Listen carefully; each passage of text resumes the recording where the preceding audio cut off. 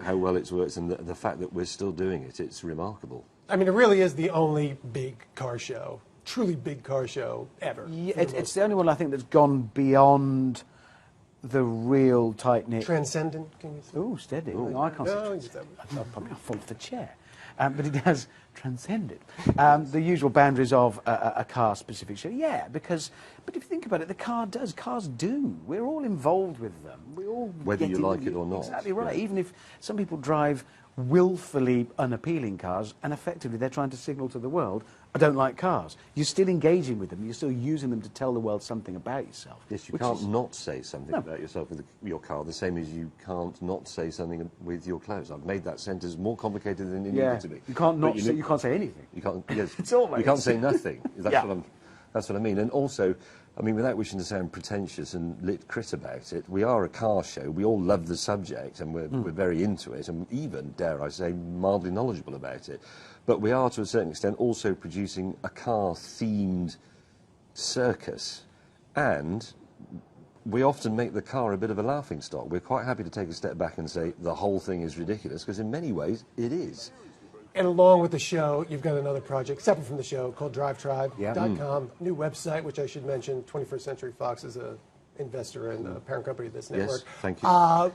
What is different about DriveTribe from the roughly 13 or 14 trillion other automotive websites? The very on fact... the internet. Well, the very fact... Other than you being involved. Well, actually, I mean, that's a great place to start, because what made our previous show different than this new one, hopefully, why did it achieve that incredibly broad demographic? And cars, whilst they matter to all of us very much, in different ways and with different degrees of intensity, it's that difference that's made it always impossible to pull people together. If somebody on Pebble Beach is looking at some incredible piece of kit, or there's somebody at home who's modified his old Toyota, they both would describe themselves as car fanatics, but they're very different people. We are quite useful as a way of pulling that together, but the site itself is about people expressing exactly that. It's tribal. Drive Tribe. You join, you start a tribe, or you join tribes. Rather than individuals, you find the things about cars that you particularly like, whether it's old BMWs or air-cooled engines, whatever. There will always be somebody running a tribe, and you can then share content, posts, videos, pictures, or just exchange with them, exchange messages. I mean, I think the root of what we hope will make it work very well is that it is essentially social media. It's a very sophisticated form of it. You can have, you know, long-form articles, you can have illustrated stories and video and all these other things on it, but it is based, as Hammond says, around subject, and it can be very specific subjects. If it's, I don't know, antique British racing car toolkits, there will be some other people in the world who are also interested in that. That's not one of mine. Possibly not many, but there will be it doesn't some. matter that there aren't many, because the important thing is they will be brought together by it. So it's social media, but it's content-based rather than person-based. One of the problems with Twitter, for a lot of people using it, is that they're only followed by 2 or 3 people, and they don't feel that they can have that much input.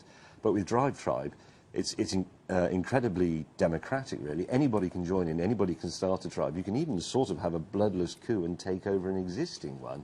And the it's all about the subject. The digital publishing aspect of it means content will find its way to people and find its way to the right people. So that means twofold advantages. One, you're always on your stream seeing a load of the kinds of things that you will like because they're around your subject. And two, your own content. If you come up with something, a long-form article, and there's some incredible stuff being done already, we're not launched yet, that will find appeal with people, or it might even just be a short, snappy comment and a funny photograph. You mentioned there's all these different tribes in the car world, Yeah. but that said, is the Subaru guy from Vermont different than the Subaru guy from Sweden? I don't know, we'll find that out. That's exactly what it'll... We'll discover that. I don't know, it'll show that out, won't it? Yes. Let's see. I think, and again, watching that process is part of the enjoyment to be had from it. Just looking at who is engaging with who and what and why and when will be really interesting. All right, we're going to wrap it up. Can I hit you with a quick clickbait quiz, though, here at the end? Let's do a little go on. bit What's it about? Is it about cars? You're caught on a desert island. You get to bring one car with you. Yeah. Keeping in mind there's probably no roads on a desert Yeah. island and only that one tank of gas. What are you going to pay? G-Wagon, AMG one, Not a bad 62. call. Yeah. Although a Transit would double as a hut once it ran out of gas. Oh, you see, he's being too practical. I want to go on a bright yellow AMG G-Wagon. Different question for you. You're a well-known, internationally known tinkerer. One car to work on for the rest of your life, but you can never drive it. I've just But got a you set never of drive tools it. that I can fiddle with it. Well, I think I'd have to take something quite complicated then. I assume I'm going to be on this desert island for many decades, all on my own. I'll take something like that Babs record car with the aero engine in it. A lot of bits and a lot of things to adjust in there. One last question before we go. Brexit, President Trump. Yeah. Are these things good for car enthusiasts? Or Come on, you can't hit me with a question like that at the end. Honestly, I don't, good for car enthusiasts. I don't know. The car industry is another question. The car industry is undergoing such a fundamental sea change at the moment, apart from anything else, makes it for us incredibly exciting because it's been a long time since car makers have been afforded the opportunity to make colossal and hilarious mistakes. So whether it's good or bad, I don't know. The thing is going through change and will do that regardless, won't it? Cars will reinvent and continue. I don't think Brexit will actually materially affect car enthusiasts and car enthusiasm in Britain in the short term. In the long term, if it affects what you can actually buy, how much it costs, maybe, but nobody knows what that is. Nobody knows how to do Brexit. It may be too difficult. We're not in charge. It's with the wrong Hammond and May, just so you know. Yeah, there is a Hammond and May, but it's not not us. us. We're the blokes who do the silly car show.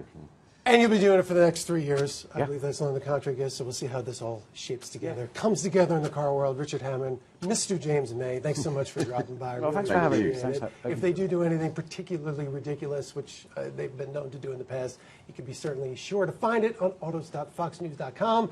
Thanks for watching, and check out the Grand Tour on Amazon when you can.